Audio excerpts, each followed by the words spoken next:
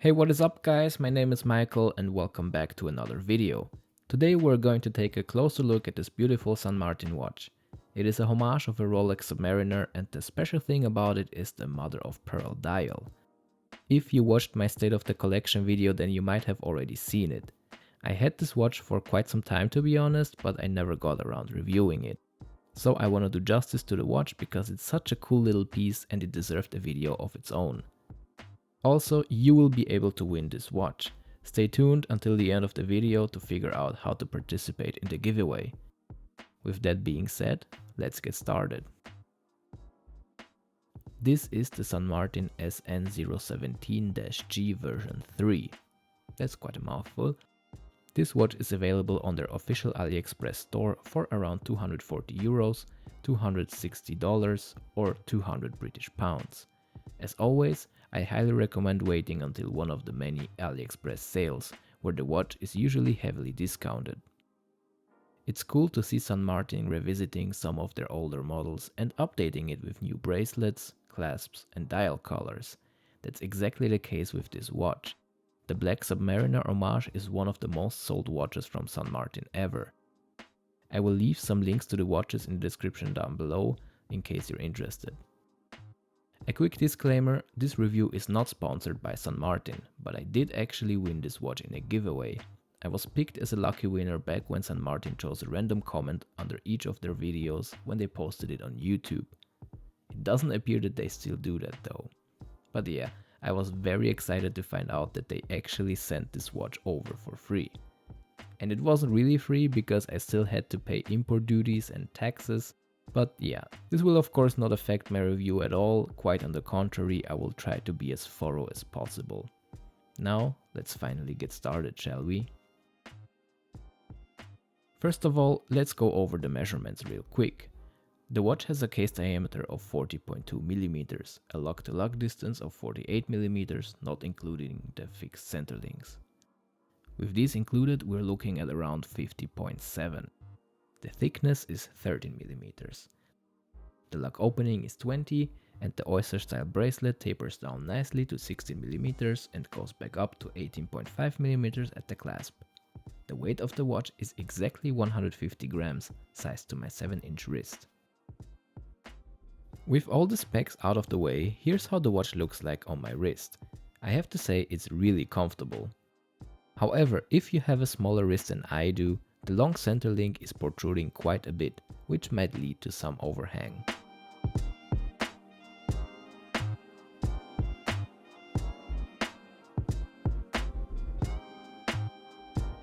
The watch is made up of 316L stainless steel.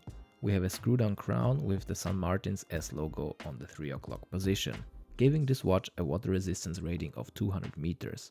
The screw-in case back is very plain. The reason for that is so that you can design it on your own using San Martin's custom engraving service. The bracelet has solid end links and screwed links, which makes the sizing of it really easy. The clasp is stunning in my opinion. It features a hexagonal San Martin logo on top, but it doesn't have a fold-over security latch. But it has 2 pushers and it is properly milled.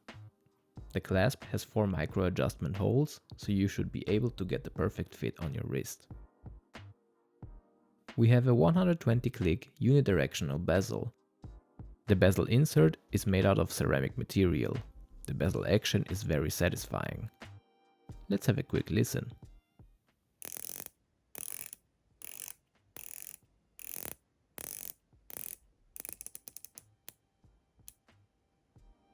There is no backplay and everything is aligning properly.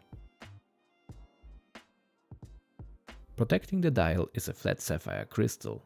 I believe that it has some colorless AR coating on the underside, but I'm not 100% certain. Nonetheless, the watch is very legible in most lighting situations. And then there's the Cyclops. Personally, I'm not a big fan of these, but this one is executed really well, I have to admit that. It doesn't make me want to remove it as quickly as possible, which is a good thing.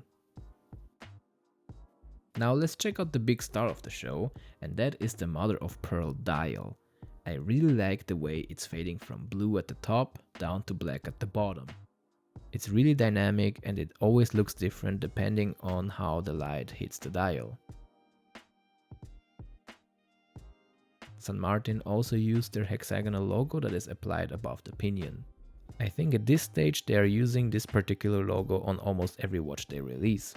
I personally do like it, however some people are not a big fan of it, and I completely understand that. If I could make a suggestion, my personal favorite of all the San Martin logos that they ever had was this one.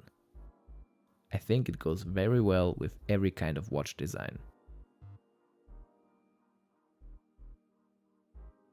We have the classic Submariner layout here. All applied indices, triangle on top, buttons at the 6 and the 9 o'clock, and circles everywhere else.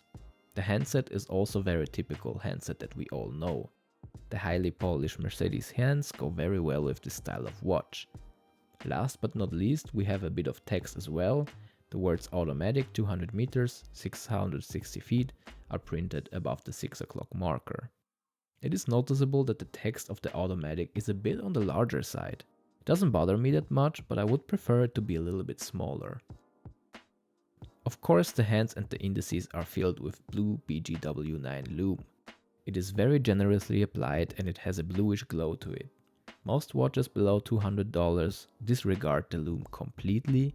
It is nice to see that San Martin pays attention to that.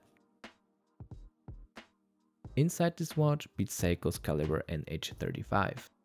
Very basic but reliable movement with a date complication, 41 hours of power reserve and a beat rate of 21,600 beats per hour, which equals 6 ticks per second. These movements became a bit of a rarity nowadays due to the pandemic. Many manufacturers opt out for a Miyota 8 series movement, which I'm not a big fan of. So in the end, I'm kinda glad that San Martin is able to offer the NH35 in times like this. If you want to get a different movement, they also offer a similar watch, the SN017 with the PT5000 or the Sellita SW200 movement. This, however, will cost you almost double the price. Let's have a closer look at the finishing and the build quality, and this is where San Martin really craps on all of its competition. It's such a well finished watch for the price. Just check out the tolerances on the bracelet, it's really crisp. I really like that the watch is finished to such a high standard.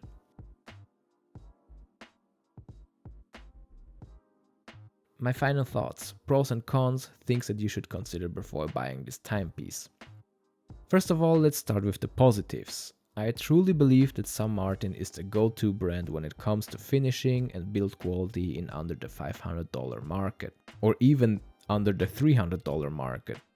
You get an amazing watch for your money. I know that this is a cliche right now, but they do offer a great value for money proposition. The whole package is just a good and fair offer in my opinion. The dial is really unique. Usually you have to go in the micro brand direction if you want to get things like mother of pearl. I really hope that San Martin will be able to offer more exotic dials like this one in the future. I would love to see some meteorite or forged carbon in one of their other watches. Another positive thing is that I couldn't find any quality control issues either. Now let's talk a little bit about the downsides, things that you should consider before buying. These points are really subjective, but here's my opinion. Although I like this hexagonal logo on their dial, I'm not a huge fan of it in this watch. It's just too many circles on the dial, if you know what I mean. As mentioned before, I would prefer a written logo. It would balance the whole watch face in my opinion. Again, this is very subjective and it's not a huge deal to me. The second negative that I would give is not really a negative, it's regarding their clasp. Their clasp is really nice and beautiful, but I've seen what San Martin is capable of. And I wish that they would incorporate their glide lock style clasp more often. I noticed that one model that they use it on, SN017, does not feature it anymore. Maybe they were not happy with how it performed, but personally I would love to have a quick adjust system of some kind. My third negative is very subjective again, but I somehow had a hard time bonding with this watch.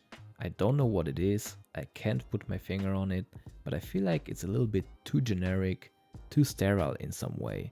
It kind of lacks character despite having an amazing dial. Maybe an engraved caseback or something might solve this problem.